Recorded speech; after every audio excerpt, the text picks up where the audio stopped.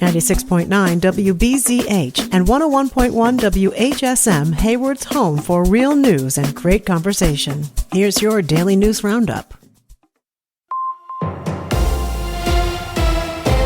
For WBZH and WHSM News, I'm Maddie Schaefer. As the new year begins, some are taking a break from drinking. It's called Dry January. During this month-long challenge, people refrain from alcohol entirely. It started in the United Kingdom more than a decade ago, created by the charity Alcohol Change UK, and has since grown into a global trend. The number of people participating in Dry January is continuing to go up. And in Wisconsin, we do see drinking slowly going down, but especially in our younger generation.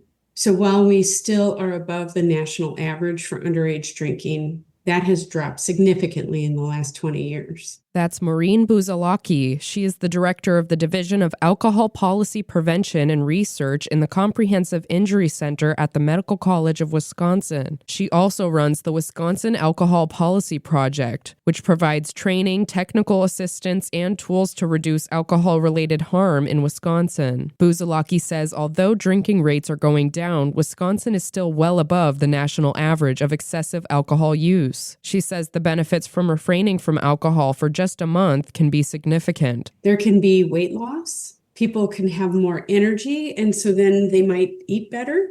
They might get back into their exercise routine, and be able to do some of the things that they have just been feeling fatigued about, right? And it's especially important in January for folks, because January is a tough month here in Wisconsin. She adds that it can also improve sleep, increase energy, and reduce liver fat and your blood sugar, which helps with long-term health. It also can be a time to reflect on your relationship with alcohol.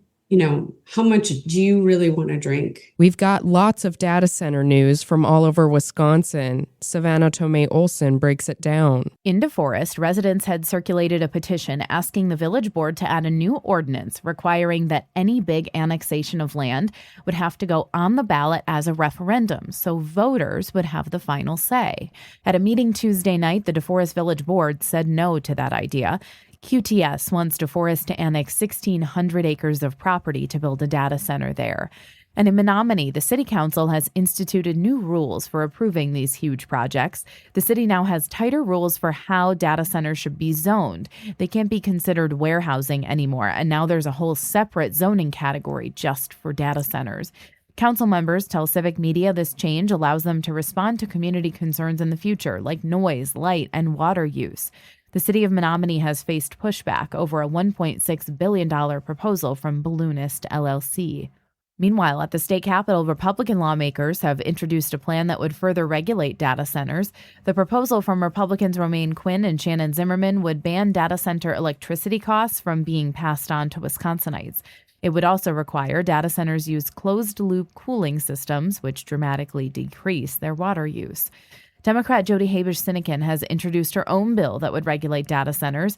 In a statement to Civic Media, she says she's encouraged to see more lawmakers joining the conversation, but neither of those bills has had a hearing yet. And then on top of that, a candidate for governor wants to pause all data center construction across Wisconsin.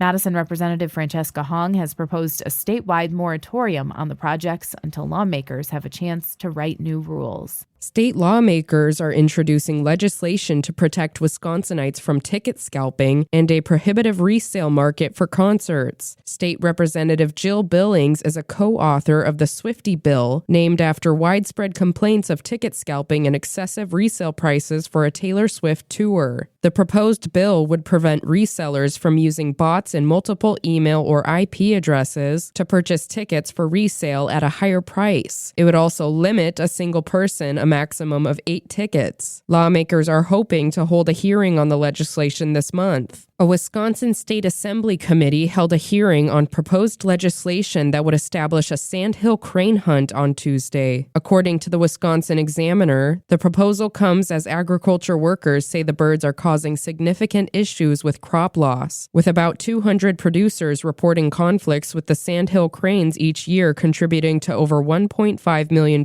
in losses. The birds are also not included in the state's Wildlife Damage Abatement and Claims Program. limiting the ability of those farmers to receive assistance or compensation for their lost crops. State Representative Paul Tittle is the vice chair of the Committee on Sporting Heritage and argued federal wildlife authorities said Wisconsin could consider a sandhill crane hunt when the population reached about 30,000. He also says there's an estimated over 112,000 sandhill cranes in the state now. Those speaking against the bill say research shows establishing a hunt will not solve the crop loss issue, and adding the birds to the Wildlife Damage Abatement and Claims Program could cost over $1.5 million more each year. For WBZH and WHSM News, I'm Maddie Schaefer. The Bucks battle the Lakers. Hi, I'm Mike Clemens with Sports NBA. The Bucks and the Lakers tonight in Los Angeles. Milwaukee coming off a 120-113 loss to Golden State. Doc Rivers. Yeah, just too many breakdowns. I just thought they made all the tough plays, all the loose balls, all the big rebounds, play through contact, and I didn't think we did that. The Badgers on the road against Michigan tomorrow at noon. UW Parkside in Kenosha announces they'll have a women's flag football team next year. Parkside, the first Wisconsin college to offer scholarships for women's flag football. NFL, the Packers and Bears kick off tomorrow night at 7 o'clock at Soldier Field. It's the third time in just over a month the two teams have played each other. It's a playoff atmosphere. Everybody's going to be a little more chippy. The edge is going to be there. The emotion is going to be there. And, it's win or go home. So I definitely expect it to be a good game, but hopefully we on the good side of that. That's Packers running back Josh Jacobs. With sports, I'm Mike Clemens. It is going to be mostly sunny today with a high of 32 this afternoon. The wind out of the west to northwest at 5 to 15. Tonight, mostly cloudy. We'll drop to 18 for a low. Tomorrow, cloudy with some light snow. We'll get a half inch or less of accumulation with a high tomorrow right around 24. I'm meteorologist Sean Cable. That's your Hayward News Roundup from WBZH and WHSM. Find more news anytime at wbzh.fm/news. Subscribe to this podcast on Spotify, Apple, or wherever you find your podcasts.